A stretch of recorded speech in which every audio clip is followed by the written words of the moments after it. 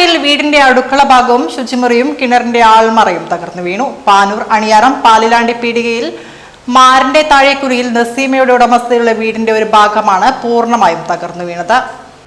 ചൊവ്വാഴ്ച പുലർച്ചെ 2 മണിയോടെയാണ് അപകടം നടന്നത്. മേൽക്കൂരയും ഓടുകളും ചുമരുൾപ്പെടെ നിലം പതിച്ചു. നിത്യോപയോഗ പാത്രങ്ങളും വീണുടഞ്ഞു.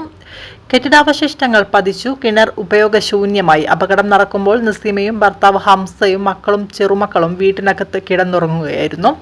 വീഴ്ചയുടെ ആഘാതത്തിൽ വീടാകെ കുലുങ്ങിയതോടെയാണ് എല്ലാവരും ഞെട്ടിയുണർന്നത്. CPIM Peringalam local secretary PP Jabir, Muslim League നേതാവ് EA Nasar, Karshaka Sangham Panoor area committee അംഗം RM Abdul Rahman, CPM Karappoyil branch secretary AK Rajeevan ഉൾപ്പെടെയുള്ളവർ വീട് സന്ദർശിച്ചു. ഞാൻ എനിക്ക് നോക്കിയതാ, അകത്തുള്ള എന്തെങ്കിലും സൗണ്ട് വരുന്നത്. അപ്പം പുറത്തേക്കൊന്നും കാണുന്നില്ല. അങ്ങനെ പുറത്ത് വന്ന് ഇങ്ങേപ്പുറത്തെ വാതിൽ തുറന്ന് നോക്കുമ്പോൾ വലിയൊരു സൗണ്ട്. ആ വാതിലങ്ങ് അടക്കാൻ വേണ്ടി പോയതാ അപ്പുറത്തേക്കില്ല. അപ്പൊ ഇവിടെ ഈ ഭാഗത്ത് കിണറ്റിലേക്കാ വീണത്.